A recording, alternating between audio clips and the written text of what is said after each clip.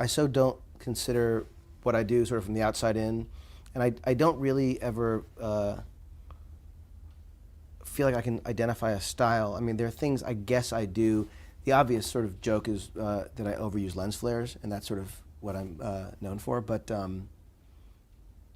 I would say that in my approach, the thing that is most important to me is that I love larger-than-life kind of spectacle moments, but that what's important to me is that the characters are at the center, that emotionally you know where you are, and you're tracking characters that are taking you through those spectacular moments. And that to me is the most important thing, that balance of the intimacy with the spectacle and the sort of hyper-reality.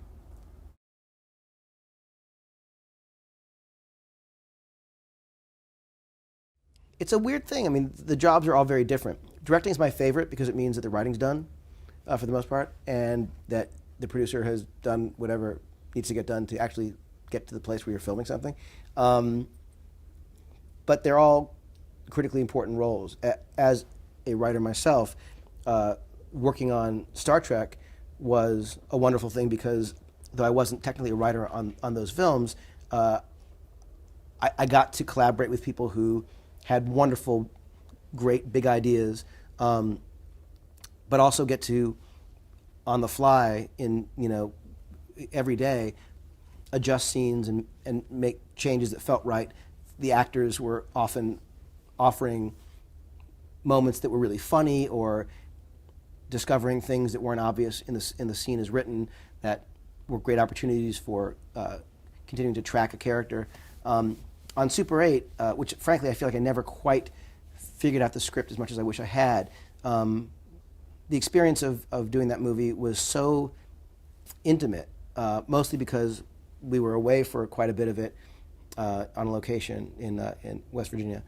There were these kids, most of whom had never acted before in a movie. I was doing it with Larry Fong, who's the director of photography, who I'd grown up with. So it was a very kind of, homespun, intimate experience, and that was wonderful.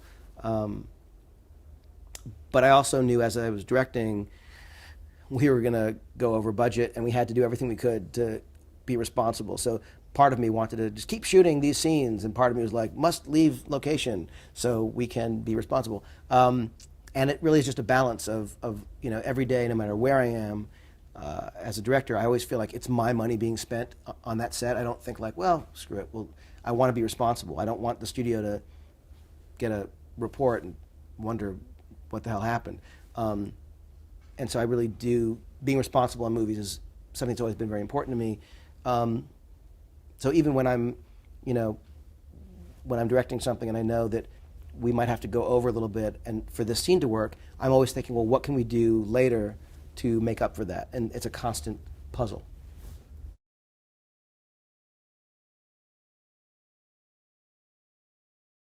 The great thing about television is it's all about open-endedness. It's all about the evolution of a story, and especially on a pilot, the beauty is it's all about promise. So the end of the pilot, the greatest ends of pilots for me are endings that promise so much more to come. And that's a kind of wonderful thing. Now, the downside is it's this crazy leap of faith. And you might say, I think I know where this is going to go. But especially in US television, when it's 100+ episodes, there's no one, I don't care what they say, there's no one who knows exactly how the end of a series is going to play when they're writing the pilot. You could have the best idea at the time, but if you're actually making a show, you're going to suddenly cast someone who is absolutely wrong in something. And the thing that you think is going to play out in a certain way won't. It just won't. Or you cast someone who you think, this is a good one-episode thing, and they're a genius. And you're like, huge character for the rest of the show. Michael Emerson on Lost, Ben Linus. He was never going to be a character that Damon and I didn't come up with him, but Damon and Carlton Cuse did. They put him in an episode for one episode, and we're like, holy, this guy's amazing. And he was one of the critical characters for the rest of the series. So I think that television allows for a more kind of free-flowing creativity, whereas films, by their nature, require a more kind of disciplined storytelling, where there's less opportunity for smaller, sort of nuanced scenes that might not be serving the main story and the main plot. And so for that reason, I think TV is, in many cases, kind of a more freeing form. But as someone who grew up desperately loving movies, it's that to me is it's always been my favorite format.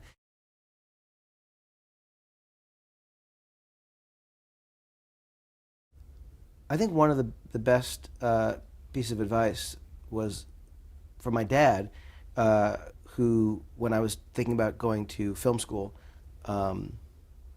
said it's more important that you go off and learn what to make movies about than how to make movies. And so I ended up going to, leaving my home state and going to a different college, and it really did inform my storytelling, my awareness of different sort of social circles and things I never would have experienced had I stayed in Los Angeles. And then other advice that I've sort of gotten along the way, the thing that I think it's not as much advice that I was given per se, but what I kind of learned early on is that that your voice is as important as anyone else's. Now, you may not always be right, and you shouldn't be cocky about it, but that there's a kind of I felt like I needed to learn that the ideas that I had were as good as anyone else's ideas. Certainly not better, and I love the collaboration, so it wasn't like I felt like it was a battle, but it's one of those things I think that it's good to be reminded, or if you don't know it at all, be told that thing that you feel, if you really feel it, other people do too, and that's something that is to be mined and to be celebrated.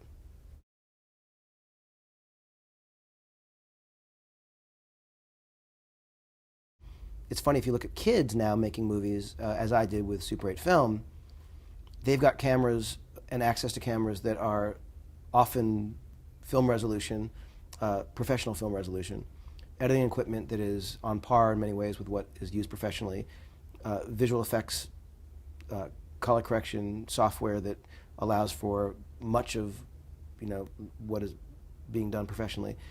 So everything's accelerated, and resources have sort of become democratized to a point where everyone has access, more or less, to the tools to make movies. So when people say to me, well, what advice do you give? What do you think I should do if I want to make movies? And the amazing answer that was certainly not available to me when I was a kid is make your movie. You can actually make your movie. You can find a friend who's got a Canon 5D Mark II. You look around, you can find people to use as actors, and you just can make your film, and people are doing that, and that's the most amazing thing. Because the resources had been so limited for so long, there were a lot of people who would say, God, if I only had access to a camera, I would make a movie. There's a lot of talk about it. I remember when I was in college, I would spend most of my time in my room writing screenplays, really bad screenplays, but I was in my room doing that when I probably should have been studying or something. There were a lot of people I remember at parties who would talk about writing and that they wanted to be a writer, but I would always notice that they were out. Every time I would happen to go out, they would always be out, and I just know that there are people who talk about what they would do if, but they're not actually doing the thing. And so it's a lot easier to actually write a screenplay than you think it is. It might not be good, but most people talk about writing screenplays but don't actually write them. The people who write them, you're already like in the top 10% because you actually have written it. It sounds like a lie, or it just sounds a little bit like this is the sort of thing you'd say in publicity, but I really did watch Star Wars, and I wanted to join the Rebel Alliance and blow up the Death Star. Like, that was my career goal. And then slowly you learn after a while that it's not real, and it's this lie called filmmaking. And so then I felt like, well, okay, if I can't do that, then the next best thing is to become a liar and make films. And there was this book I had about Steven Spielberg, and it said inside it that he made a short film and he showed it to producers in Hollywood, and then he got this gig directing television, and then eventually, you know, a TV movie of the week, and then feature films. And so I thought, okay, well, somehow you've got to make a short film. And the obvious path was you go to film school. My college nearby had this course, which was a diploma in audiovisual. So it was like photography, video, audio, graphic design. I did that, and I made lots of videos and little shorts, and they're all silly things like me trying to rip off my favorite films of the moment. So it was, there was a Terminator type film and a Cape Fear type film and things like this. That got me into film school, and then made a graduation film and thought, you know, naively that I'd send that off to Hollywood on my little VHS tape, and they'd obviously watch it and give me a job and all this sort of thing, and it never happened. And then I was like, okay, oh God, what do I do now? And my flatmate at the time was studying this new thing called computer animation. Jurassic Park had just come out in the cinema, and it was clear that this was going to be the future of filmmaking in some way. And so I thought, okay, I'll buy a computer, and I got into debt and borrowed some money and bought this computer from PC World. I had to stack shelves at Marks and Spencer's in the evening, and then I learnt the software in the day. And I thought what I'd do is I was like, okay, so I'll learn this software, and it'll take me about 3 months, and then I'll go make a film. And 10 years later, I was still learning the software. It was a lot harder than I thought. I'd go for job interviews, and I had my short films that I'd done at film school, and then I had these silly little computer animations that I was messing around with, and I did things like I put a robot in the driveway of our house, and I put a dinosaur weirdly in Steve McQueen's Bullet film, in a clip from that. It was really strange. Everyone I was going for job interviews in London with, they'd see this stuff and they'd go, what's this? And you'd say, oh, it's just something I did on my home computer. And they'd go, how can you do this on a home computer? And I was like, well, use animation and stuff. And they go, but we pay thousands and thousands to do this in Soho. Like, how you can do, and you'd say no, it's just normal software. And they would, and what happened is they ended up getting offered jobs to do graphics for like low-end television. I did this series for the BBC, and it went down well, and the people upstairs were like, how did you pull that off for very little money? And here's more money, go make a series. And nobody asked me if I wanted to do it, and I knew that their next best option was to go into Soho and pay 5 times the price. And so I kind of let this keep going, and I didn't say anything. No one said, are you going to be up for this? And then finally, like, they were kind of trapped, and they said, okay, Gareth, when, you know, you're going to do the show? And I said, no, I don't want to do it. I want to direct, but I will do it if you let me direct one of the episodes. And they were like, yeah, we can't do that. And I was like, okay. And then they were saying, but you're going to do the effects, right? And I said, no, because I'll do it if you let me direct one or direct anything. And so eventually they were like, okay, we'll let you direct something on BBC Three that no one's ever going to watch for no money, and then you can do the effects. And I said, okay. And so I did this really low budget, very, very bad show where I think the budget for it was an hour's television, and the budget was probably 90 grand, I think. And it had 250 visual effects in it, and I had to do them all myself in about 3 months. It was crazy, and they're very bad. But it ended up looking maybe like we'd spent 250 grand on it. And because it looked like that, I could then get a job at a budget level of like $250,000, because it looked like that's what I'd been given before.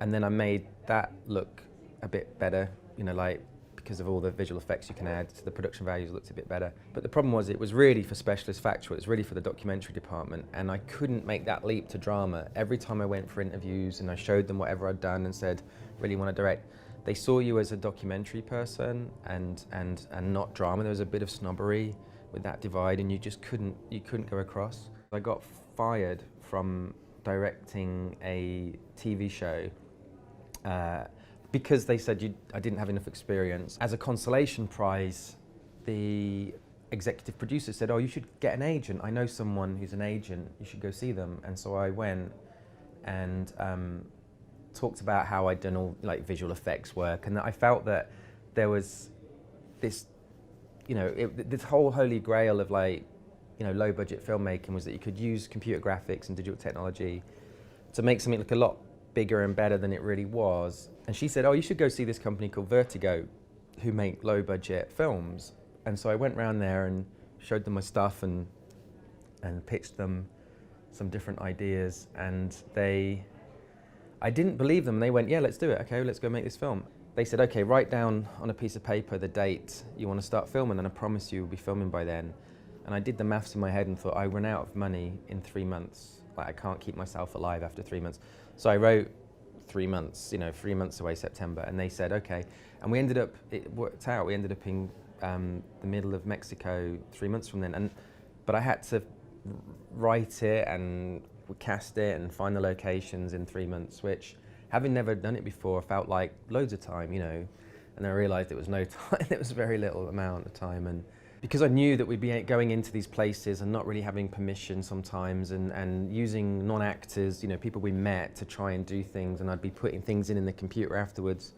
I didn't want to be too specific with, like, I didn't want to write it like a classical screenplay, because we'd never be able, like, whatever I wrote, we'd never be able to find it. Everywhere we went, we drove around Mexico and we said, to everyone we met, we said, like, is there anything strange around here, like post-apocalyptic? Or they say, oh, there was a hurricane and some boats got washed upon the shore, or oh, there was a flood and something got destroyed over here. And so we'd go to those places, and then when we got there, we'd go, oh, this looks like it could be this section of the film. Great. And then we would pick, well, what could be the emotional part of that scene, and give the actors some ideas, like, maybe you talk about this, maybe you talk about that, and then just let them go. And then I would try and film it a little bit like a documentary, I guess. We tried to get it into Sundance and Berlin and all these other places, and they rejected it. And when we sent it to South by Southwest, it still had just text on the screen for where the visual effects would be, because I hadn't done them all yet, and because you have to send it way in advance. The guy accepted it with just the text, and the joke was, like, when I landed and we arrived there, he said, oh, did you replace the text? And I said, yeah, it's a much better font now. And we showed this film, and it was really like the whole of your life kind of coming to this point of, what if no one likes it? What if it was all for nothing? And I felt like at least I would have tried, at least there was, like, you could live with yourself when you're older going, I give it a go, and we tried to make a film. It ended, and there was a couple of people at the end that said, oh, well done, and gave me their business card. But after I went back to the car, I was really depressed, you know what I mean? Like, I thought, oh God, is that it? Like, is that what it was all for? And then, thank God, the next day, and if he hadn't been there, my story would be so different. There was a guy that was in the audience, and he happened to attend just because he got an email, someone saying, can you go see this film? And then he came up to me the next day and he said, oh, I represent film directors, and I'd like to represent you, sort of thing. And I was like, oh, okay. I was like, fuck, yeah, that's amazing. And he was like, do you want to know who I represent? And I was like, sure. And he said, Quentin Tarantino and Tim Burton. And I was like, okay, and John Woo and Wes Craven and all this sort of stuff. I was like, hang on, you want to represent me? From that point on, everything changed. Like, from that point on, I didn't need to know anything else. I really like pre-production. I really like post-production. And then there's this battle in the middle, which is filming. You dream about a film and you picture it, and then the compromise inevitably happens. You can't have that set, you can't shoot there. Like, the graph of making a film is, you dream and you conceive the movie and you're trying to make something amazing if you can, so it gets really high in your mind. Then you start filming and it starts going down, because it's just never as good as you were hoping. Whatever you do, it always feels like you were picturing something just a little bit better. And then in the post, you start mending all those problems and fixing them, and you go, actually, hang on, it wasn't so bad. And the goal is to get as close to the original height of what you were conceiving in post-production. And so it's a little bit like a shit sandwich, where, like, the beginning and the end is a lot of fun, and the middle bit is a bit tough. I mean, every act is different. Like, I always used to think that directing was like horse whispering or something, and that you go up to the actor and you go like, Mummy's gone, you want to cry. You know what I mean? Like this. And then this amazing performance happens. And it's not that at all. 90% of the work is in the casting. Like, if you get the right people, your job's nearly done, and you can let them do their thing. And it's trying not to puppeteer someone, and it's like, and say, stand here, you know, look that way, say it like this. Like that's like a real no-no, I think, for a lot of actors. The scene is the gap in the canyon, and what you've got to do is build a ramp for them. So you've got to talk about what just happened, where they, you know, what just happened to their character, what their little backstory is, what they're trying to achieve in this scene, but not tell them specifically what to do and how to do it. Like let them figure that out. When you picture a scene, you're pulling from something subconscious, and it's usually like other films or other experiences, and if all you're ever doing is getting that, then the film's only as good as what's in your head. And to make a better film, it feels like you want it to sort of merge and get fused with things that are outside of your head, like let chaos come in a little bit, and I like a bit of chaos. I think it just keeps everything feel more real. Like it's just not the drag and drop obvious version of a scene. Don't give up. Like you're gonna fail a lot. I mean, genuinely, I got rejected from directing anything for about 10 years, you know what I mean? I was trying to get into directing, I was trying to get into music videos, trying to get into commercials, trying to get into TV and drama, and just no one was giving me the opportunity.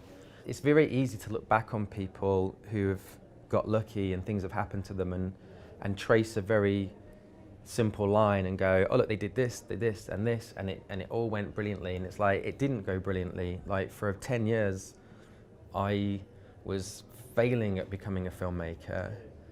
And then I got lucky one day, but I got unlucky, I think, every other day up until that point. I used to play that game of looking on IMDb at my heroes and what age they were then when they got to make their first film, and it's very depressing because like Spielberg did Jaws, I think, when he was 27 and things like this, and I was 35 when I did my first film, and it's amazing. Like and to some extent, it's unfair to say to people like, oh, you've got access to all these cameras now and you can edit on a laptop. It's really, you got it really lucky, because the other opposite problem is that there's a lot of competition. There's a lot of people doing it, and there's a lot of stuff on the internet, and it's hard to stand out. But I honestly think if you show promise, you'll get something. And it might not be what you want, but it'll be a step towards what you want. And then if you're good at that, you'll get another step. And like, just keep going, and it'll work out at some point. And enjoy it. Like, I honestly look back. I know it sounds for everyone else like amazing, you get to make these big films, and it's amazing, and it is, I guess, but I look back on my time when I was trying to make films as like some of the best memories I have. It was really exciting, like not knowing what was ahead, and the adventure of like trying to make a film with your friends or whatever in the middle of nowhere, and I kind of wish I could go back and relive that experience, because I mean, everyone says it to you, it's a cliche, it's like parents, don't they? You always say like, oh, I wish I was your age again, and all this sort of stuff. But it's true, it's like, when you're young and you've got a lot of energy and enthusiasm and excitement, and you want to change the world, and like, that's really special, and you won't have that when you're 50. Don't wish that away, don't want your life to hurry up, like, enjoy it, and take a risk. Don't play it safe. Like, you're not going to get noticed for being average. Like, you've got to go take things to the edge a little bit, and so whatever it is you're doing, be brave with it, and risk something, like gamble, and it usually pays off. Like, fortune favors the brave, as they say. It usually works.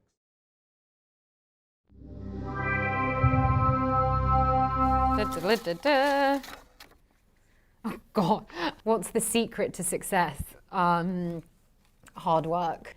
Never giving up, even if you're turned down for jobs, and a little bit of luck, I guess. What is your top tip for learning lines? Do you know what my top tip is? Learn your lines when you're ironing. It's a really great way for just drilling the lines over and over again. Who's your guru? My mother. I'm very close to my mother, and my brother as well. I'm very close to my family, so I couldn't do what I do without those people. Age 5, what did you want to be when you grew up? I had a book of professions that we'd got at school, It would match you to your right job. And the job that came up was a copyright editor, which seems really specific. I don't know if it was 5, I think I was more like 10. So at 10 I wanted to be a copyright editor. Who do you first make friends with on set? Well, I guess the first people you meet are always the other actors and the director. The other person you should always make friends with on set is the catering, so they can make really nice food for you.